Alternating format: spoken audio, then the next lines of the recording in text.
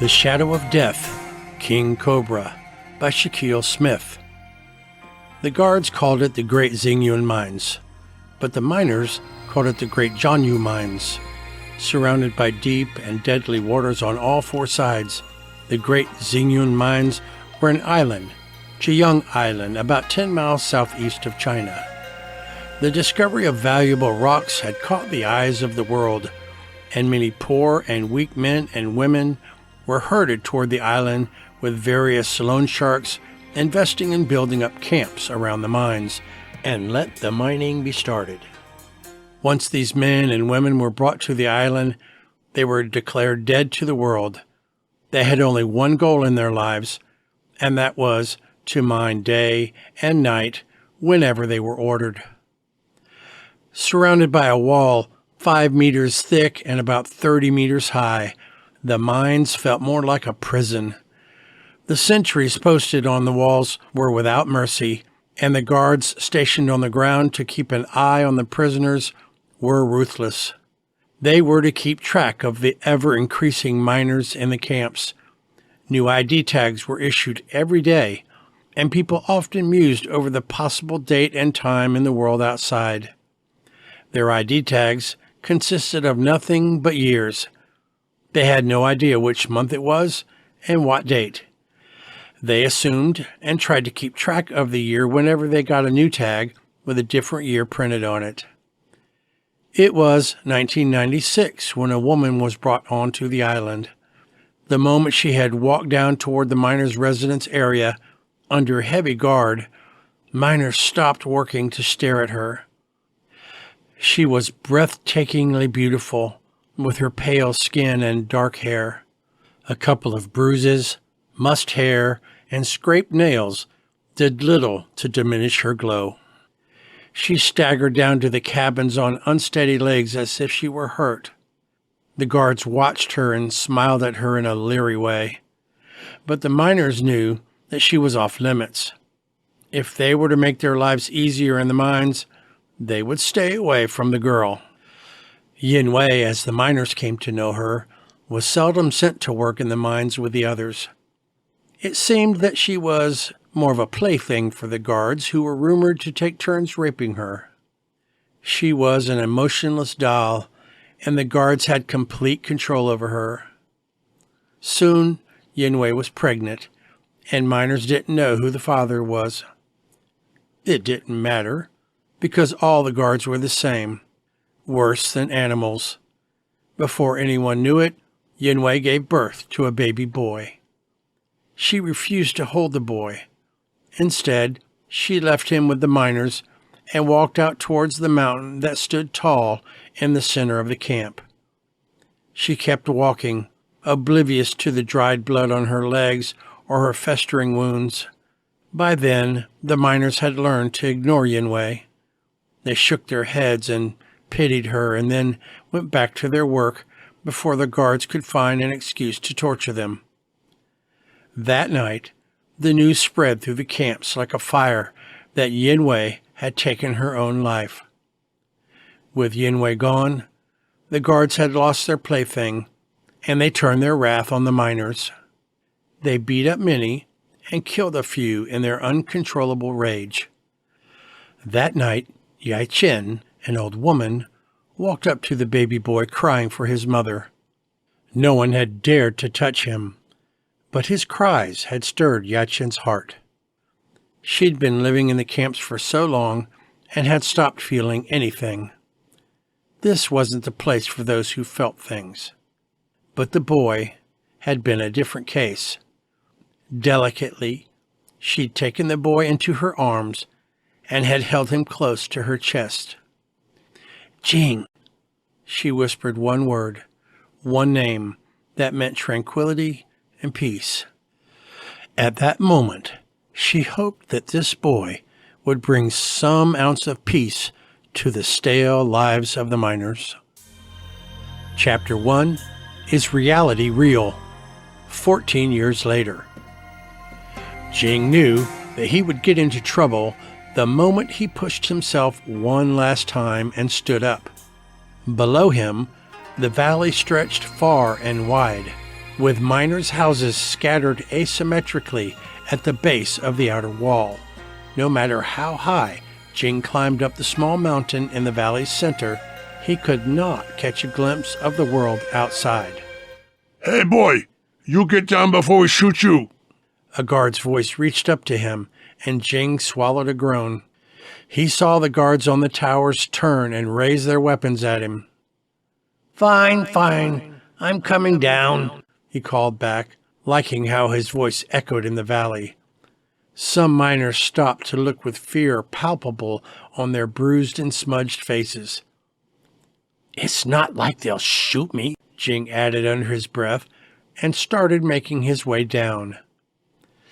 The moment his feet touched the ground, a hand gripped him from the back of his collar and slammed his face against the rough side of the mountain. Jing screamed as the newly healed sensitive skin of his face was rubbed against the craggy surface. His skin burned before he felt warm blood sliding down his cheek and onto his clothes. "Please!" Jing heard a lone cry over the sound of his screams. His mother, Yai Chen, rushed to beg the guards to show some mercy. The guards stopped pushing Jing and turned on the old woman. "Some mother you are." Dong Guo, one of the senior mine guards, spat before he backhanded Yai Chen so hard that blood splattered onto the rough ground. "Can't keep a boy by your side?" "Please forgive him. He's young," Yai Chen whispered and fell onto her knees. Jing felt a familiar rage course through his veins, but he resisted the urge to fight and punish the guards for touching his mother. He looked at Yai Chen, rubbing her palms as she begged for mercy, something the guards didn't have. One of the guards stomped over to Yai Chen and kicked her in the ribs. She fell onto the ground, gasping for air. Jing tried to go to her, but another guard held him back. He pulled his arms behind his back and hooked his arm through them, making searing pain shoot through Jing's shoulders. Still, he was forced to watch the guards taking turns kicking the old woman. She didn't scream, didn't cry out loud when Jing knew it must have been hurting like hell. When they got tired, the guards pushed Jing toward his mother and told them to get to work, or they'd experience something far worse. "I'm sorry. I shouldn't have climbed the mountain," Jing cried as he tried to help Yai Chen up. "You never learn, do you?" Yai Chen rasped. Together, the two started making their way back toward the mines. The shovels awaited them at the entrance of the mine caves. Jing clenched his teeth and didn't reply. This incident took him down memory lane toward many other such incidences which had taken place over the years. The first time he'd run for the mountains was when he'd been a boy of 7. Yai Chen was working overtime that day, and while waiting for her after his shift, Jing had walked over to the mountain. He'd begun to climb, hoping to reach the top and get a glimpse of the world outside, when a couple of the guards had spotted him. They had dragged him down and beat him half to death. They left him there, and none of the miners dared to help him. Yai Chen had found him hours later, long after the miners had gone to sleep. She stayed awake the whole night tending to his wounds. She made him promise never to do that again. He'd been only but 7 and had promised with his fingers crossed behind his back, like he'd seen older children do at the camp. All his life, Jing was treated like everyone else, and sometimes even worse, if not better. Other miners treated him like dirt, and the guards treated him like vermin. They beat him up like an animal, and sometimes they'd drag him around with a rope tied around his torso. His back was full of scars because of such cruelty inflicted by the guards. Their ruthlessness knew no end. One such event still stood out in Jing's life. Jing was too young then. He hadn't learned the ways of the world he was born into. He couldn't understand the contempt in the eyes of the fellow miners, or the harshness he saw too often in the eyes of the guards. He'd been hungry and looked forward to the meal all day. One day, at mealtime, the guards had given Jing only a spoon of rice. When he'd swallow one spoonful, he'd ask for more. The guards had exchanged a menacing glee and had walked over to him. Do you need more rice or food? One of them had asked. More food, please. He added please for good measure, as was taught by Yai Chen. The use of the word had made the guards laugh even more. We can't turn down such an honest request, can we? They'd ask each other. Soon they were dragging Jing away towards a secluded and dark corner. There they pushed him toward the ground. One of the guards held him down and clamped his hand over Jing's mouth. Terror had taken hold of Jing, and he'd felt pure animal fear fueling his strength. He tried to fight back, but he'd been too young. The guards laughed at his weak attempts to break free or muffled cries of help. One guard took a knife from his uniform pocket and cut off his left pinky finger. Jing cried with all his might. The pain was unbearable, and the helplessness was overwhelming, but there had been no one to listen. Just when he thought that the guards would let go of him now that they had his pinky finger, they pulled him to his feet and watched them build a fire. On the angry flames they roasted his finger. Jing still remembered the smell of burning flesh. It was a scent that would stay with him for as long as he would remember. After the skin of his severed pinky had burnt black, they forced it in his mouth. Jing struggled anew, but he'd been too weak due to a lack of food. The guards laughed and made sure that Jing chewed and then swallowed his own pinky finger. There. Now you are not so hungry anymore, are we? One of the guards laughed and patted his head as if Jing had done a noble deed. They left him there in the dark, surrounded by the flames going cold and the smell of burning flesh all around him. Hours later, Jing walked into his cabin where Yai Chen had been beside herself with worry. The moment she had taken in the blood on his clothes and the limp hand at his side, she knew what had happened. With muffled cries and tears streaming down her cheeks, she tended to his wound. Both mother and son hadn't slept that night, and the whispered words of consolation were the only support they could provide each other. I don't want you going near those mountains ever again, Yai Chen said when they entered the mine caves. Jing sighed, but said nothing. Yai Chen kept going with her motherly lectures. No one can climb that mountain, and even if you do, the sentries on the walls will shoot you down. What are you trying to accomplish here? Hey, woman, stop talking. A guard bellowed at Yai Chen and marched over to her. He slapped her so hard that she staggered into the wall. You're old enough to be disposed of. Don't give us a reason to go ahead with it. He spat and then went back, hitting other miners to work faster. Without a word, Yai Chen got to work. When Jing picked up his shovel, he was called by the same guard. You vermin, go back to the furthest spot. There's a small space in which you can fit. Dig there, and dig fast. Make room for more miners, he said, and shoved Jing so hard that he hit the rough wall of the mine cave. A jagged stone hit his forehead, drawing blood. Holding back a groan, he did what he was told.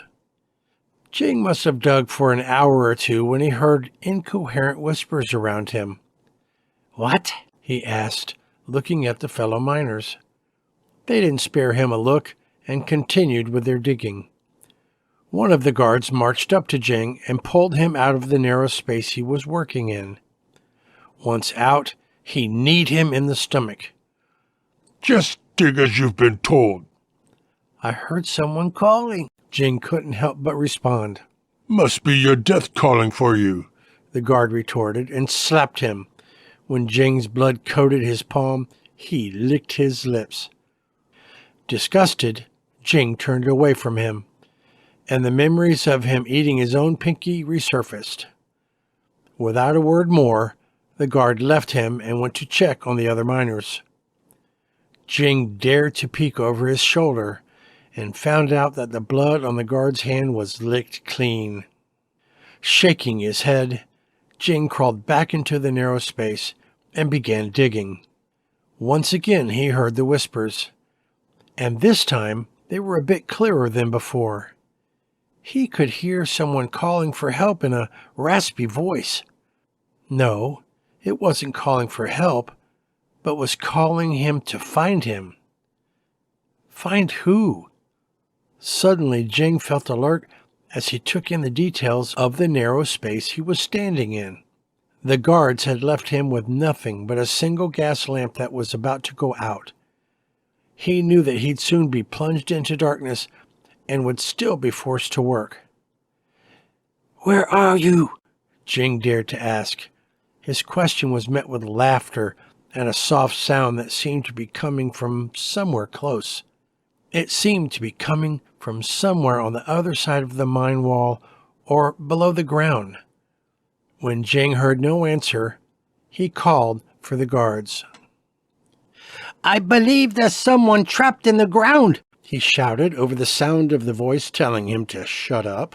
At his call, the guards came rushing toward him, but they couldn't step into the narrow space where he stood. The other miners looked at him as if he'd gone insane, but Jing ignored them like they'd ignored him all his life.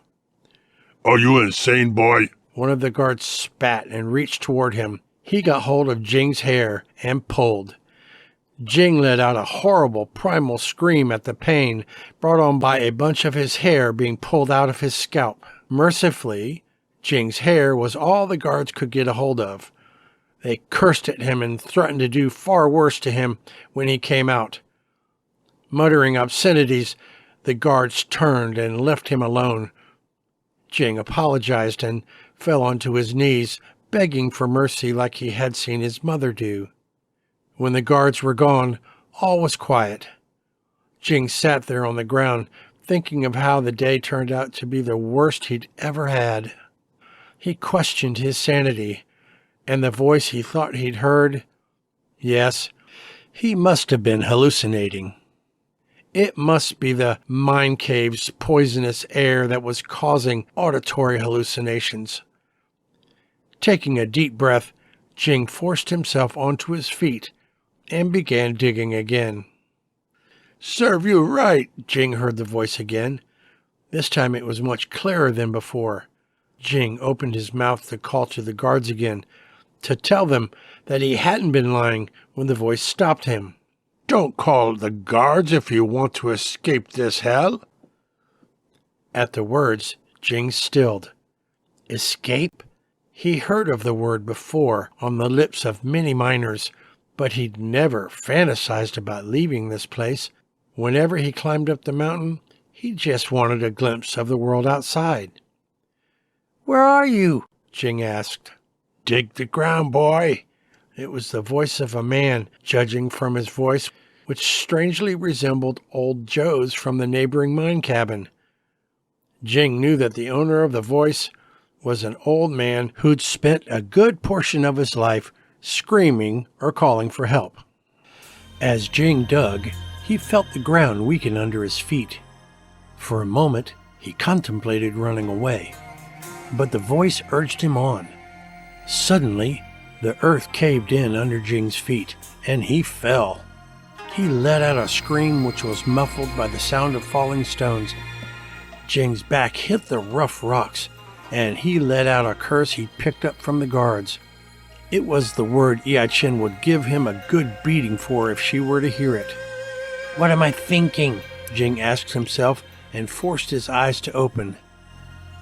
He inhaled the air full of dust and started coughing. When he'd managed to catch his breath and some of the dust had settled, he narrowed his eyes to see on the other side. Someone was sitting there, someone dressed in white. Jing pushed himself onto his feet and swatted the dust that still lingered in front of his face. Somewhere above him, he could hear the guards calling his name.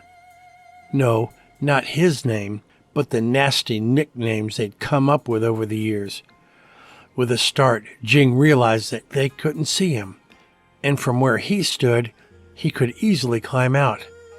But the guards were too big, too fat to crawl through the narrow space. For once, Jing felt like he had a place to escape. Good work up there. The raspy voice caught his attention, and Jing turned to study the owner of that voice. The man's entire face was covered with long and entangled hair from his head and beard. What made him stand out wasn't the state of his clothes or his long hair, but his missing right leg. The man was also studying Jing, with a strange glee in his old eyes. Clearing his throat, Jing focused on his surroundings. He stood in an enormous space filled to the brim with rats. They were crawling all over the room, and because of them, the cave stank of rat droppings and urine. The way the old man sat between them made Jing think of a story Yi Chen had once told him of a man who raised many chickens only to feed on them. Soon everything was quiet around them. After calling out for him, the guards left. They probably thought he was dead at the bottom of the caves. Good riddance, Jing could almost hear them say. Jing's attention was caught by the sound of water dripping in the corner of the enormous cavern. Slowly he staggered towards it and reached out to capture the cold water droplets into his palm. "What is this place? Who are you?" he asked the old man, schooling his features to appear nonchalant when it was anything but. Come closer, I tell you, the old man said. Somehow his voice sent chills down Jing's spine, but curiosity won over caution, and he walked over to the old man. Their conversation started out as simple introductions. It was mainly the old man asking Jing about his age and family. "I'm 14, old enough to work in the mines unsupervised," Jing told him, puffed out his chest a little. "I can climb up the mountains, too, pissing off the guards." I see, the old man said, nodding. Then he introduced himself.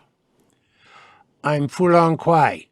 I came here to work in the mines, but from the other side. I dug a narrow tunnel until I chanced upon this enormous space. Before I knew it, the stones caved in, trapping me inside here forever. The falling debris crushed my leg. For days I went in and out of consciousness. Before I knew it, I regained my strength and managed to stand up. "How?" Jing asked, awed. He couldn't begin to imagine the strength the old man seemed to possess. I'll tell you how, but first you must listen to my story. Jing nodded early and waited for the old man to continue. Despite losing my leg, I didn't stop trying to escape. Soon I could see that it was futile, but know this, I know a way to freedom, and I have a plan, but I need your help to execute it successfully. That's what I've been doing for many, many years, hoping someone would come along and help me escape. Escape? And then go where? Freedom is worth any pain one experiences. You haven't had a taste of freedom yet, right, boy? Without a word, Jing nodded. Now I want your word on it. Will you help me escape? Will you take on a test and embrace the freedom at its end? Once again, Jing nodded eagerly. He couldn't trust his voice, for the rush of excitement made it hard for him to utter a single word without sounding like a loser, a child the miners still thought he was. The old man smiled meaningfully at him. Well then, it's settled. Why won't you give me your hand? I want to call forth your strength. Excited, Jing raised his hand for the old man to take. The moment their skin touched, Jing's small and clammy hand With the cold hand of the old man's, everything stilled. It all happened in slow motion. Jing saw a snake shoot out from the old man's sleeve and wrap itself around Jing's arm. He screamed and tried to free himself from his grasp, but the old man held on, surprisingly strong for his age and appearance. In his struggle to free himself, Jing felt the snake inserting its fangs into his arm. Jing let out an ear-piercing scream as the poison spread into his arm. It burned as it entered his bloodstream. With a victorious laugh, the old man let go of Jing's arm. With sweat beading on his forehead and shaking hands, Jing rushed back to the opening. He wanted to get out of there fast. With great difficulty, he crawled up the open space and pushed himself out of the narrow space. On the other side, the miners let out a cry of surprise. Soon the guards gathered all around Jing, but his vision had become too blurry for him to read their faces. He couldn't make sense of their words or see the wild gestures they were making with their hands. He vaguely felt a guard deliver a kick into his stomach. He didn't move, didn't try to protect himself, because he felt too weak. "Am I dying?" Jing tried to ask, but his tongue refused to move. In that state, he felt the guards pick him up and haul him out of the miner's cave. Outside, Jing could only tell that the night had fallen. Everything was dark, darker than it usually was. He tried to ask the guards where they were taking him, but he couldn't. He could only feel his body hanging between the two guards as they carried him off. Soon, they threw him to the ground. Since when did the ground become so soft? Jing caught himself wondering. He heard it again. The guards were shouting at someone, barking orders perhaps, but Jing couldn't make sense. Without a doubt, he knew that he was going to die.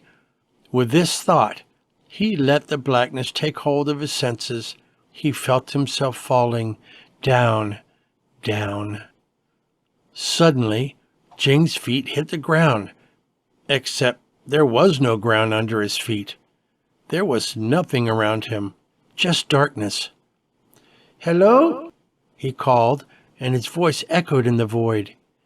He heard the sound of water drops and started making his way towards the sound. As he walked, he looked down at himself and realized that he was wearing a dress he'd never worn before, a costume of sorts that was new. There was a belt tied around the waist, and on the belt a sword in its scabbard hung. "What the hell?" he whispered. Instead of getting an answer, he was surrounded by a piercing light. Groaning, Jing covered his face and dared to peek between his fingers. There in front of him stood a cobra, as tall as the mountain back at the camp and as wide as the mine cave's entrance. Its tongue slithered out as if tasting Jing's fear in the air. Its red eyes were staring down at Jing, assessing. Jing wanted to escape, but something about the snake intrigued him. "My name is Basculus, the King Cobra, a Yabin animal spirit worthy of someone like you." "Wait," Jing rasped. "What? I don't understand. Where am I? What's a Yabin animal spirit?" A chuckling sound echoed around them, and the cobra lowered his face. Jing stayed rooted to the spot, eyes staring back into the red ones of the cobra. He couldn't deny the connection he felt, and he wanted to know how and why. "I am now part of you, and a beacon to the great Annulus. I am a Yabin, and a Yabin is an animal spirit that can only be controlled by those who are strong enough," the cobra said, and started slithering around Jing, cocooning him in his large body. "If you are not strong enough, I'll consume you. You haven't, Jing whispered, a strange satisfaction enveloping his heart. I'm worthy of you, a strong host. Oh, yes, the cobra hissed. I shall grant you my strength, but you need training to be able to wield it. Who will train me? And how?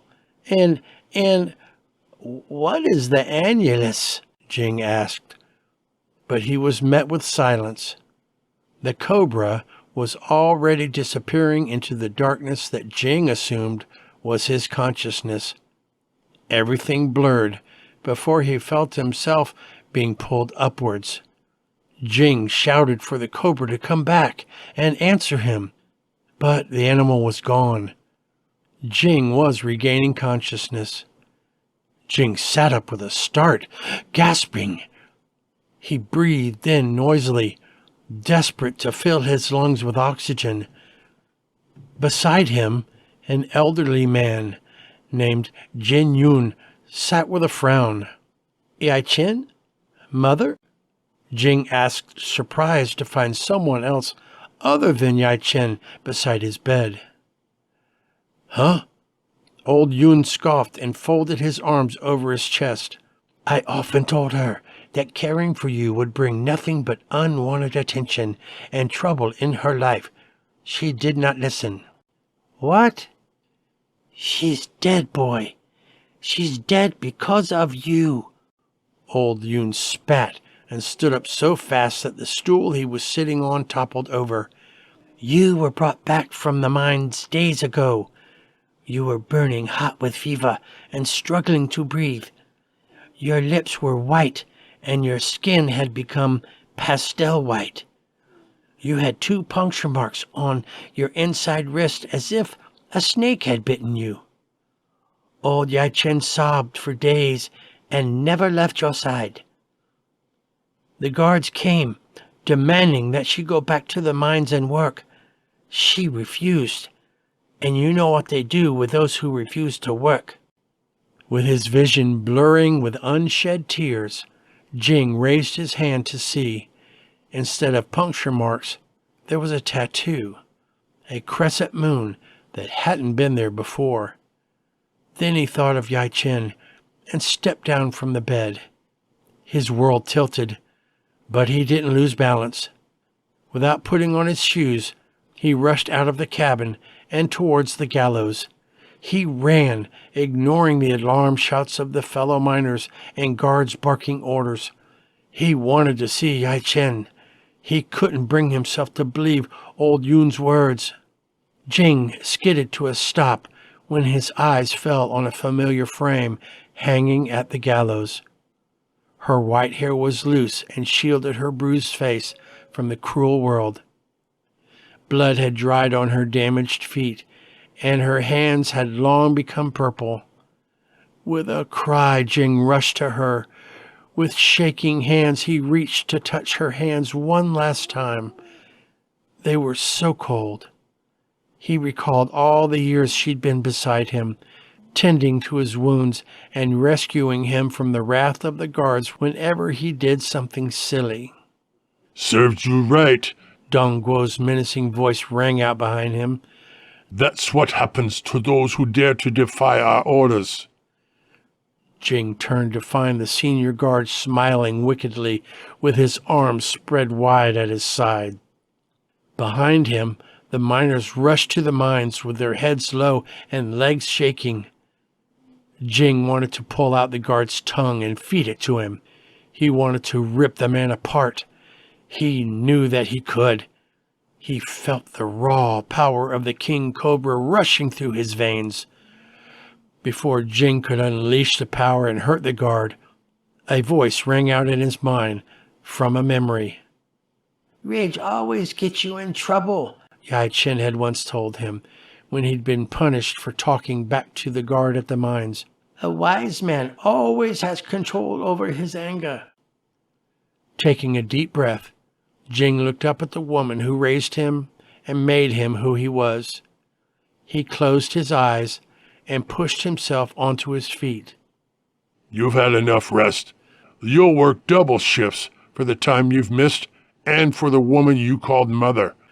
Dungwo barked. Without a word, Jing nodded and headed towards the mine caves. Oh, so you're not going to grieve? The guard kept taunting, but Jing didn't spare him a glance. He headed for the narrow space he'd been digging, towards the old hermit who'd been the reason everything was changing. The only path Jing now sees is freedom, and he's determined to fulfill it.